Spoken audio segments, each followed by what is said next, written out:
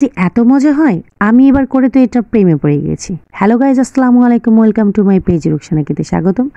আজকে এই চিকেনটা আমি নিয়েছি পোলট্রি বা ব্রয়লার যেটা বলেন, সেটা প্রায় হাফ কিলো নিয়েছি। এটাতে আমি ডিপ করে রেখেছিলাম, সো এটাকে আমি থেতো করে নিব। এটা হচ্ছে সমস্ত গোশের মশলাটা আমি দিয়ে সামান্য হাফ কাপের মতো পানি দিয়ে এটাকে আমি একটা সিটি দিয়ে রসটা টানিয়ে ডিপ করে রেখেছিলাম।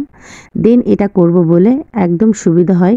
ডিপ থেকে বের করেই আমি এই যে পাটাপুতো নিয়ে নেমে পড়েছি আমার মেশিন। শুধুমাত্র একটু থেতো করে দিলেই একদম দেখেন সুন্দরভাবে ঝুরঝুরি হয়ে যাচ্ছে। দেন মশলা রেডি করব, এজন্য লাগছে ধনে, জিরা, এলাচ, গোলমরিচ, রসুন, পেঁয়াজ। এগুলো আমি ভালো করে বেটে নিব এবং এর সাথে যা যা লাগছে হলুদের গুঁড়া, মরিচের গুঁড়া, লবণ আর আদা বাটা, তেল। তো এই সব উপকরণের মশলা আমি একবার এই যে করে নিয়ে আসছি। জাস্ট এটাকে এখন আমি সুন্দর করে কড়াই গরম করে পেঁয়াজ, এক কোয়ার মতো রসুন কুচি আর একটা মরিচ, শুকনো মরিচ, এটাকে একটু ব্রাউন কালার ভেজে নেব। এগুলোতে কিন্তু একটা অন্যরকম সেন্ট আসে, জোস লাগে কিন্তু। যাই হোক, এবার আমি মশলাটাকে এর মধ্যে দিয়ে ভালো করে কষিয়ে নিব, যত ভালো কষাইতে পারি আর কি। এটা ভালোভাবে কষানো হতে হতে তারপরে হচ্ছে আমার এই যে রুচি লাল মরিচের সস, মানে একটা হচ্ছে ঝালঝাল আর হচ্ছে সয়া সস সজীবের। তো এই দুটা উপকরণ আমার একটু লাগবে। এই যে আমি সসটা দিয়ে দিচ্ছি, এটা একটু ঝালঝাল করব।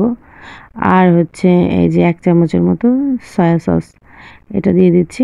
তো এবার এটাকে ভালো করে আরেকটু কষিয়ে নেব। তারপরে আমার যে মাংসের কিমাটা আছে এটা আমি এর সাথে ছেড়ে দেব। এবার এর সাথে ভালো করে আমি মাখিয়ে নেব।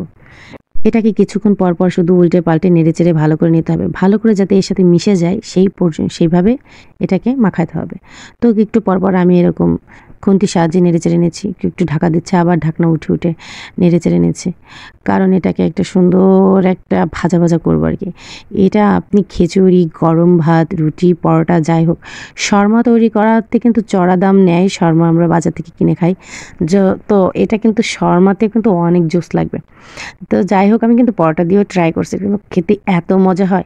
দেন মশলাটা যাতে আরও ভালো করে মিশে যায় জন্য আমি গরম পানি কিছুটা হালকা পরিমাণের, এই যে দেখতেছেন, কিছুটা দিয়ে নিয়েছি, যাতে, কারণ আমার এই মাংসটা সিদ্ধ করা, সো বেশিক্ষণ জাল লাগবে না।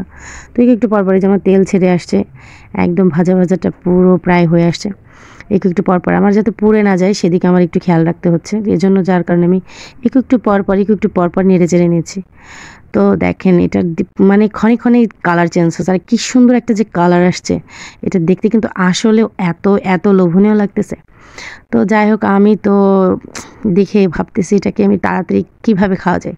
সো বাসায় খিচুড়ি ছিল অল্প কিছুটা, তো এটাকেই আর কি দিয়ে আর কি ট্রাই করে নিলাম কেমন লেগেছে। এত মজা হয়েছে কি তাড়াহুড়ো করে যে খাচ্ছিলাম। তারপরে ভাবলাম একটু পরোটা দিয়েও করে দেখি কেমন লাগে।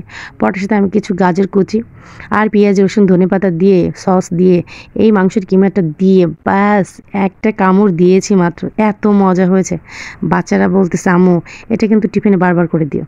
তাহলে বুঝেন তো, আপনারা এভাবে করে খেতে পারেন, একটু অনেক অনেক অনেক মজা হয়। আজকে এই পর্যন্ত, সবাইকে আল্লাহ হাফেজ, টাটা, বাই বাই।